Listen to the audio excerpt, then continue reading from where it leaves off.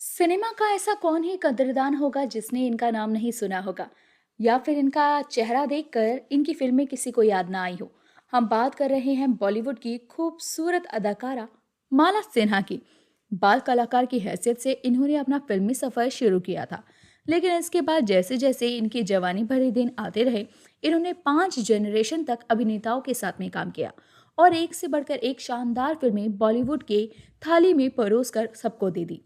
इनके शुरुआती जीवन की बात करें तो माला सिन्हा का जन्म 11 नवंबर 1936 को कलकत्ता में हुआ। इनके माता पिता ईसाई थे और इनके पिता का नाम एल्बर्ट सिन्हा था और वो एक बंगाली थे, जबकि इनकी मां नेपाल से ताल्लुक रखती थी। माता पिता ने इनका नाम एल्डा सिन्हा रखा था, लेकिन जैसे ही इनका स्कूल में दाखिला हुआ तो हर कोई इन्हें डालडा डालडा कहकर चिढ़ाया करता था। यही वजह है कि नन्ही माला को बचपन में माता पिता ने जो नाम दिया था वो पसंद नहीं था।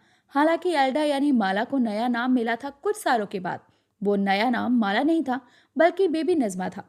एल्डा से बेबी नज़मा कैसे बनी और फिर उसके बाद में माला सिन्हा इनका नाम कैसे पड़ा, ये किस्सा बड़ा ही दिलचस्प है। चलिए जानते हैं। दरअसल माला जब छोटी थी तो इनके पिता अक्सर इनके माँ और इनके साथ फिल्में देखने जाते थे, और जब ये छोटी सी थी तभी इन्हें एक्ट्रेस बनने का ख्वाब मन में पनपने लगा। राज कपूर और दिलीप कुमार जैसे सितारे इन्हें पसंद आने लगे। फिल्मों में अक्सर माला पर कुछ ऐसा हुआ कि ये छोटी ही उम्र में गाने लगी और ये बहुत सुरीला गाती थी। और जब इनके पिता ने इनका गायकी के लिए ऐसा लगाव देखा तो गायकी की शिक्षा दिलानी इन्हें शुरू कर दी। गायकी के साथ ही इनको एक्टिंग का शौक भी छोटी उम्र से लग गया। यही वजह है कि अगर जब भी स्कूल के अंदर कोई भी फंक्शन होता तो माला जरूर उसमें अपनी अदाकारी को पेश किया करती। अरुंधतु बॉस ने जब एल्डा को इतने सारे लोगों के सामने बिना किसी झिझक के गाते और परफॉर्म करते देखा तो वो समझ गए थे कि इस लड़की में जरूर कोई ना कोई बात है। उन्होंने माला सिन्हा के पिता से बात किया और उसके बाद में इन्हें एक फिल्म में लेने की इच्छा को जाहिर की। दोस्तों, आपको ये भी बताते चले कि एल्बर्ट सिन्हा ने एल्डा को फिल्मों में काम करने की इजाज़त दे दी और इस तरह 1946 में फिल्म जय वैष्णो देवी में पहली दफ़ा एल्डा बतौर चाइल्ड आर्टिस्ट दिखी थी। हालांकि ये बात बहुत ही कम लोग जानते हैं और इस फिल्म से एल्डा ने अपना नाम बदलकर बेबी नज़मा रख लिया था।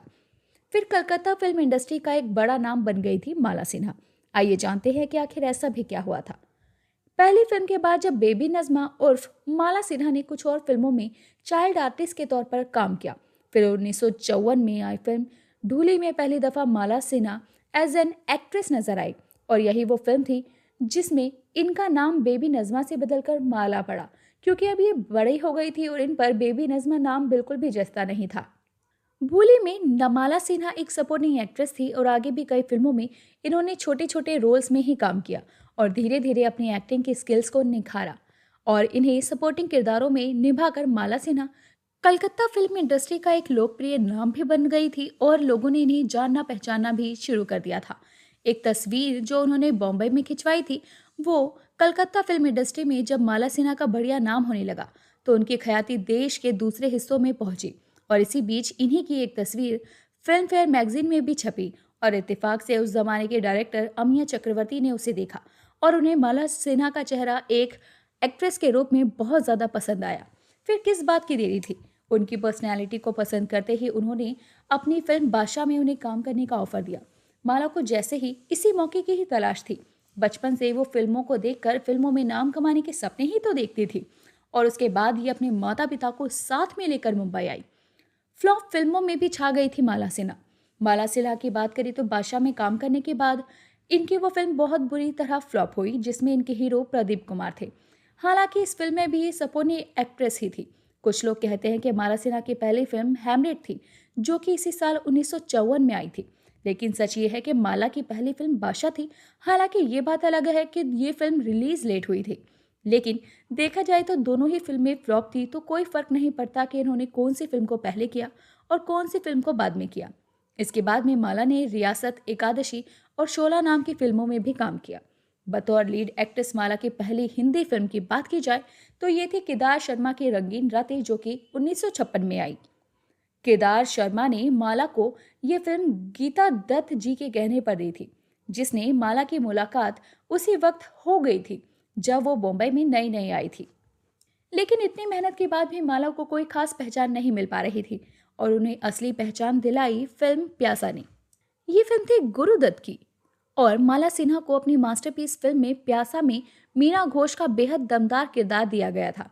माला ने भी उसे बड़ी शिद्दत से निभाया और प्यासा की सफलता में माला सिन्हा एक अहम हिस्सा बन गई। धूल का फूल इनके करियर की मील की पत्थर साबित हुई। प्यासा के बाद में इन्होंने परवरिश, फिर सुबह होगी, देवर भाभी, मैं नशे में हूँ, लव मैरिज जैसी बड़ी फिल्मों पर हाथ मारा।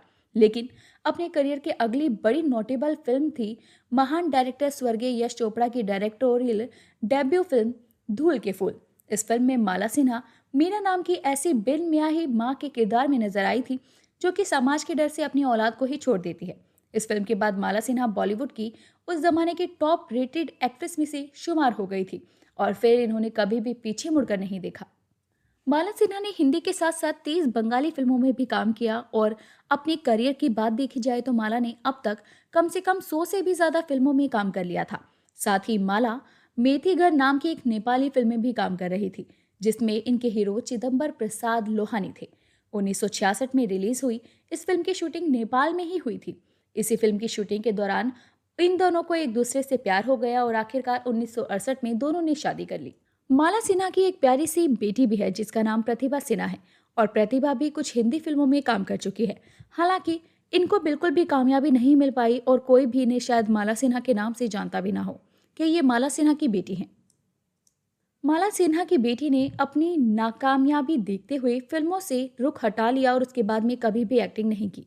माला सिन्हा के जीवन का सबसे मुश्किल दौर वो था जब उन्होंने अपने मुंह से एक ऐसी बात कही जिससे देश भर में उनकी काफी बदनामी हुई। एक बार उनके घर पर इनकम टैक्स की रेड पड़ी और उनकी बाथरूम की दीवार से 12 लाख रुपए कैश बरामद हुआ। उस समय ये बहुत बड़ी रकम थी। माला के पिता ने उन्हें ये सजेस्ट किया कि वो वकील से कहें कि पैसे दिलवाने का कोई रास्ता बताओ। उनके वकील ने कहा अगर अदालत में वो ये कहें कि उन्होंने ये पैसे जिस्म फरोशी से कमाए हैं तो ये 12 लाख रुपए बच सकते हैं। ये सुनकर माला के पिता अब सकपका गए कि क्या करें, लेकिन माला ने अपनी मेहनत की कमाई को बचाने के लिए लोगों के सामने ये गवाही भी दे दी और उस दिन के बाद से वो काफी उदास और दुखी भी रहने लगी और काफी समय तक उनकी आलोचना भी की गई। दोस्तों, माला सिन्हा को एक चीज का अफसोस हमेशा रहेगा, दिलीप साहब के साथ काम ना करने का। एक दफा माला को दिलीप साहब के साथ एक फिल्म ऑफर हुई लेकिन डेट्स ना होने के चलते माला को वो फिल्म छोड़नी पड़ी। रिटायरमेंट के बाद वो घर पर ही गुनगुनाती है। अगर माला सिन्हा की आखिरी मूवी की बात करें तो सबसे आखिरी में 1994 में वो जिद नाम की मूवी में नजर आई थी जिसमें वो दादी माँ के रोल में दिखी थी। इस फिल्म के बाद माला सिन्हा ने फिल्मों से रिटायरमेंट ले ली और उसके बाद में कभी भी फिल्मों का रुख दोबारा नहीं किया।